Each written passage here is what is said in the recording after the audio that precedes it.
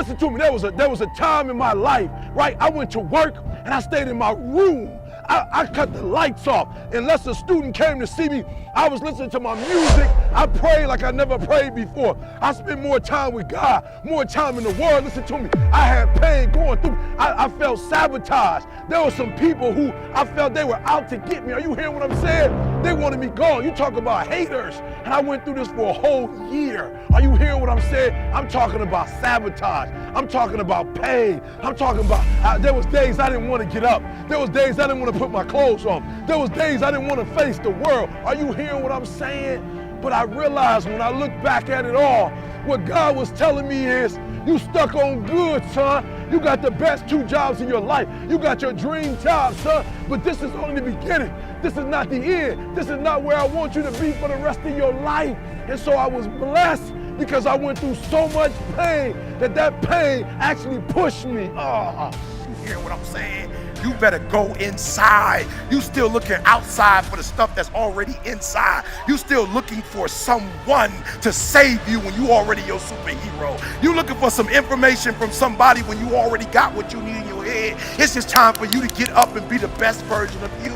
So say with me, I can, I will, I must. I got what it takes. I got average skill, but I got phenomenal work. I can. I have the ability to do it. I will. Somebody counting on me. I will. I have the willpower to make it happen. I must. My wife needs me. I must. My son needs me. I must. My daughter needs me. So that's who I'm talking to. I'm talking to those out there today that you ain't got that kind of support. You the first one in your family to go to college. You the first generation, baby. Ain't nobody sending you care packages. Ain't nobody cashing you out on a monthly basis. When you look around, ain't nobody sending you checks, baby. You ain't got, folks calling you, pumping you up, motivating you, inspiring you. All right, so E.T., I know what it's like to feel abandoned. I know what it's like to feel left alone. I know what it feels like when somebody feel like you the one, you the reason why stuff is messed up in the first place. And so this is for my underdog. So I went to UAB to watch the team, baby. I didn't care if they made it past round 1, if they got it past round 2, if they made it to the Sweet 16. I just wanted to be there physically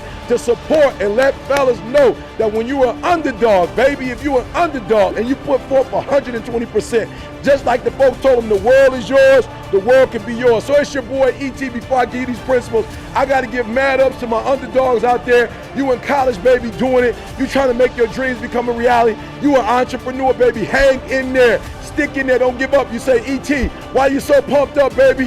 Why are you telling me you believe in me? I'm telling you because if you don't have no other encouragement, you look at your boy, right? If you don't have no other encouragement, you look at me, baby. I was the underdog. I went from the bottom, I told you, to the top. And if I can do it, anybody can do it. And that's all I want you to know.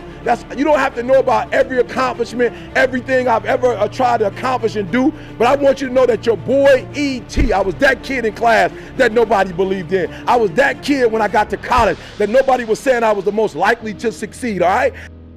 There is sayings that have been around for thousands of years, one of them being, it is always darkest before the dawn. Everybody knows that. Everybody's heard that.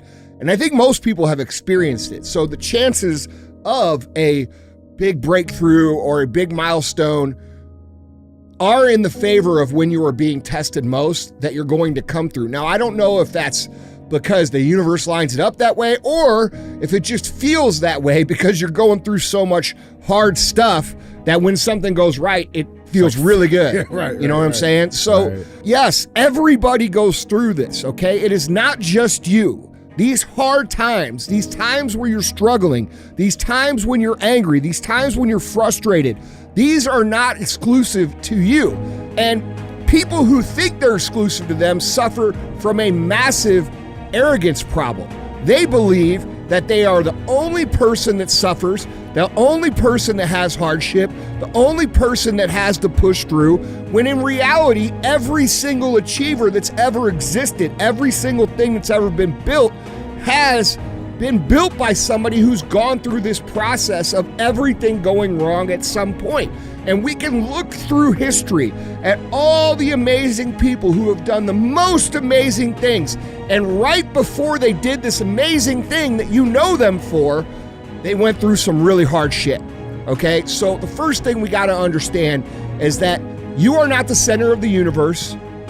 You will go through these tests. These tests will not just come at one point in your life, they will come over and over and over and over again. And after you've matured and been through them enough, you don't panic anymore, okay? And what you can do is to train yourself to become someone who relishes being in the hard shit, because you understand that everybody else quits when things get hard. When things get hard, it is simply this: one foot in front of another.